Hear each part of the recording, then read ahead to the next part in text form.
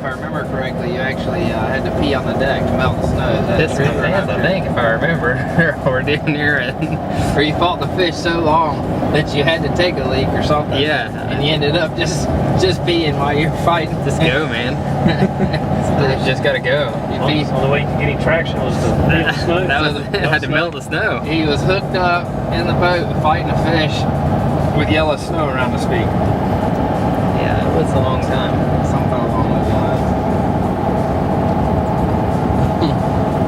I remember one time we went up to Moorhead to tuna fish, and it was like there was a little bit of a few inches of snow in the bottom of the boat, and it was about 15 degrees, and somebody came up with this great idea of taking a bucket of water, the warm ocean water, which was probably in 60 degrees or mid-50s, whatever, and dumping it on the deck to melt the snow.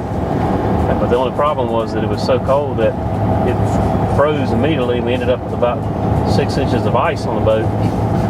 And the ice turned the bottom of the boat into an ice skating ring. And then we'd go hook a tuna and get pulled all over the inside of the boat like you were skating on ice. That's an example of one of those stories that didn't actually happen, but in his mind, it's a great story, so it's worth telling. That didn't really happen. I don't think you were on board that day, Barry. I definitely wasn't. You're right. I don't think you were either, though. That would be a good story if it really happened. But I like those stories. You got any others? I really sort of remember them pretty clearly. I know the next time I went out, I wore golf shoes with cleats on them. wore golf shoes? Yeah, so I could get some traction. Spikes.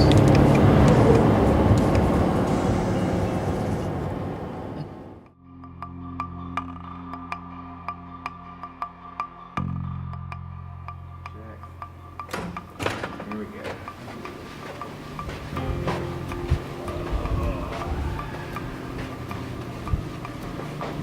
You wish you had some pants and boots that look like this, I know. Hard to carry this look. How they snap off so you can just rip them off? Yeah.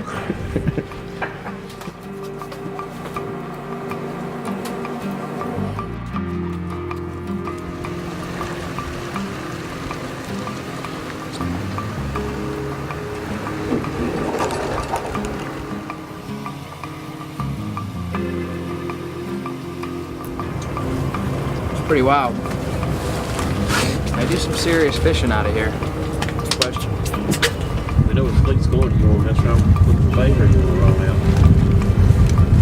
Yeah, we're gonna play it by ear. You want to get in line behind these baits, or you want to go on because you're getting me a little bit fouled up?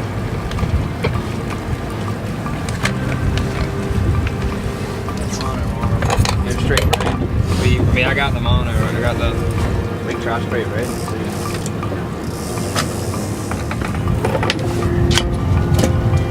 Yeah, turn your spreader lights back on. I can't see you.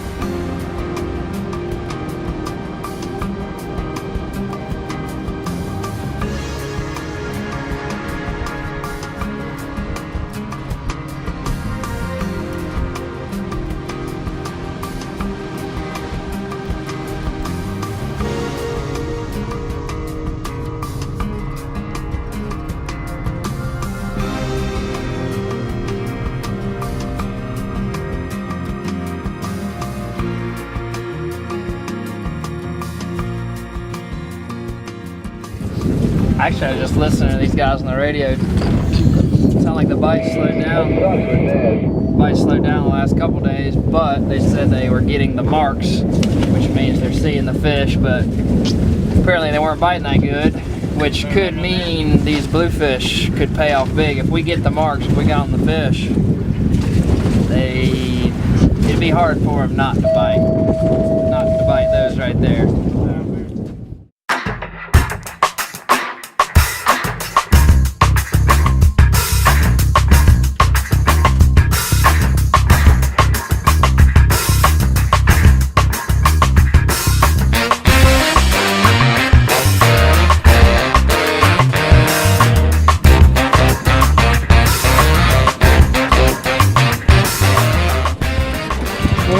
Not yet.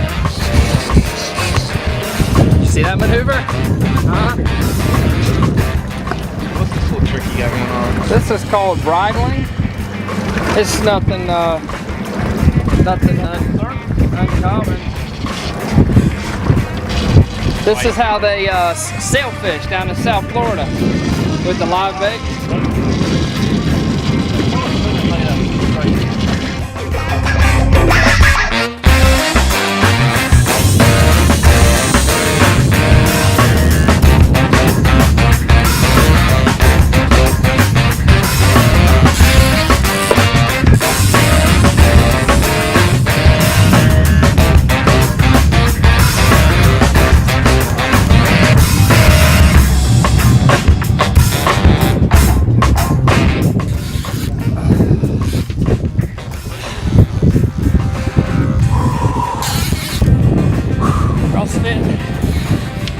Beach. I'd like to thank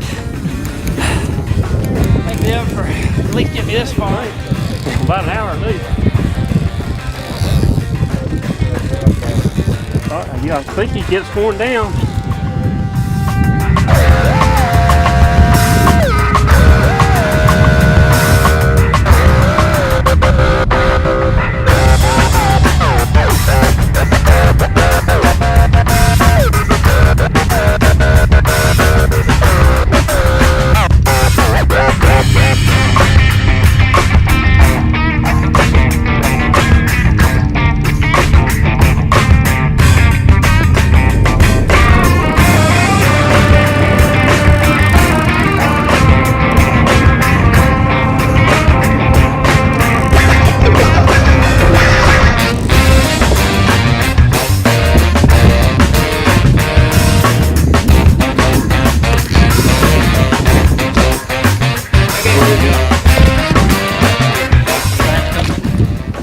Over 72 Brent? Hey, I mean, that's a good keeper fish. You want to keep one, that's a good one. You definitely want to keep one if he's not over 72. He ain't 72.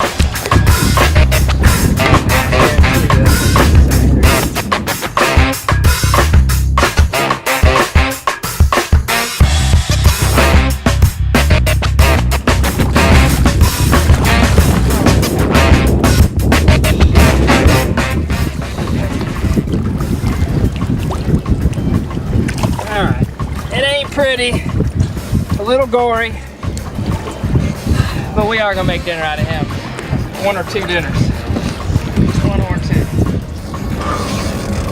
What we normally do right here, if you were actually trying to learn, wanting to do this at home, the proper thing to do here to get a fish, or as long as he's not too big, you can actually take a fish bag, like an insulated fish bag, open it up, lay it across right here, wet it down, makes it slick like a slide board. Fish will slide right in. We go by the philosophy of working harder, not smarter. Thus, we're going to attempt to pull him in the boat, but if we fail, then we do have a fish bag. We'll have to dig it out. Okay, get his head over the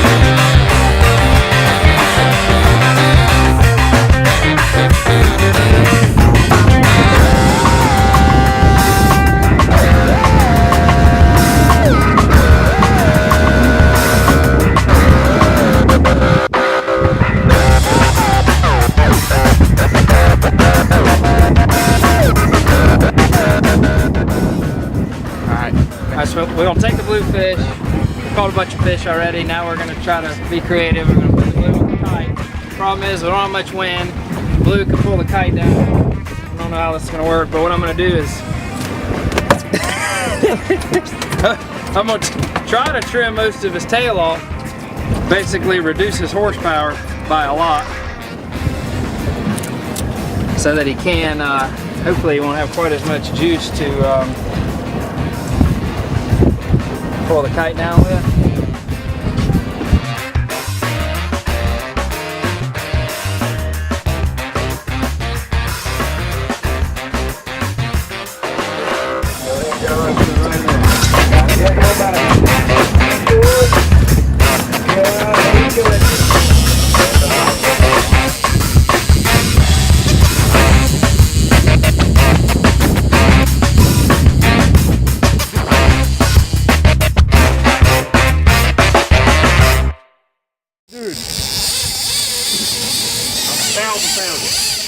You don't know how big this fish is. Oh god. I ain't kidding. That's a 1,000-pound fish. Gotta be. That is the biggest one I've ever seen.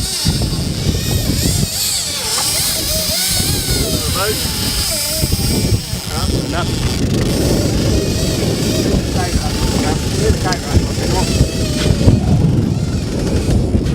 Where you need to change your angle.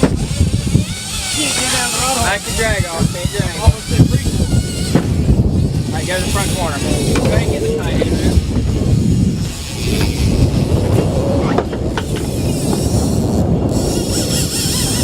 Words just came out of my mouth. I said, we're going to really have a problem when the second one gets on.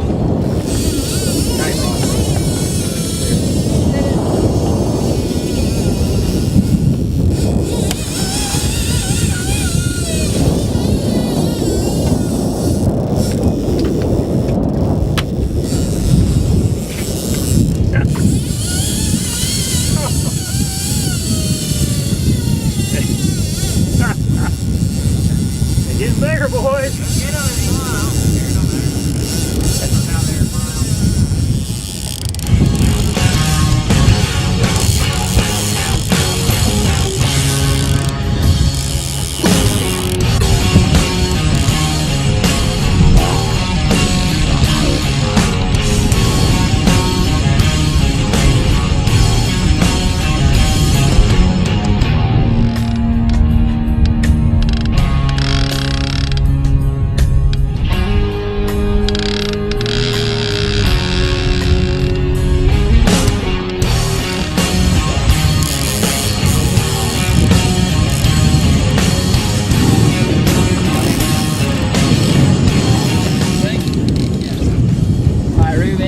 Please.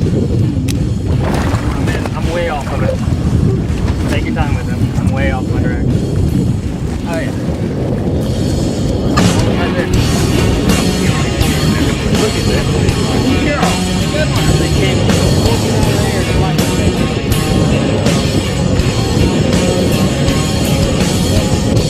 don't turn back to your right, dude. Okay. Alright, I'm just gonna cut him whenever. Those are dead.